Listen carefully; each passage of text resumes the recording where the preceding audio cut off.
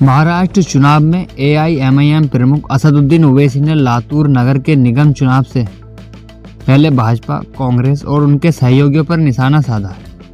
लातूर नगर निगम चुनाव से पहले एक रैली को संबोधित करते हुए ओवैसी ने मुसलमानों से अपने राजनीतिक पक्ष को मजबूत करने का आग्रह किया।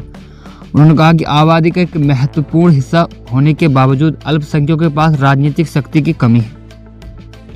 महाराष्ट्र के स्थानीय निकाय चुनाव से पहले ऑल इंडिया मजलिस-ए-इत्तेहादुल मुस्लिमीन एआईएमआईएम के अध्यक्ष और असदुद्दीन ओवैसी ने मंगलवार को लातूर नगर निकाय चुनावों से पहले भाजपा, कांग्रेस और दोनों दलों के सहयोगी दलों पर निशाना साधा है। पीटीआई की रिपोर्ट के अनुसार ओवैसी ने यह कहकर राजनीतिक बहस छेड़ दी कि मतदाता चुनाव के दौरान कथित तौर पर वितरित किए गए पैसे को स्वीकार कर सकते हैं और यदि उन्हें लगता है कि इस तरह की प्रथाएं अनैतिक हैं तो वे इसका उपयोग शौचालय बनाने के लिए भी कर सकते हैं।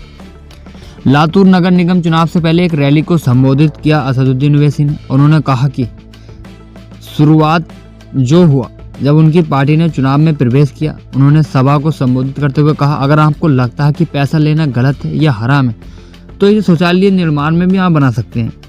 ओवैसी ने मुसलमान से अपने राजनीतिक पक्ष को बेहतरीन और मजबूत करने के लिए कहा।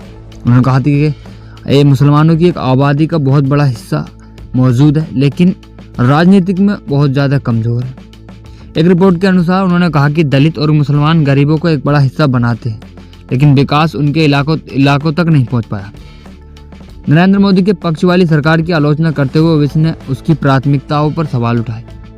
एक रिपोर्ट के अनुसार उन्होंने आरोप लगाया कि भाजपा और राष्ट्रवाद की बातें करती है लेकिन किसान मर रहे हैं, युवा बेरोजगार हैं और ध्यान लब जिहाद जैसे मुद्दों पर है भाजपा का।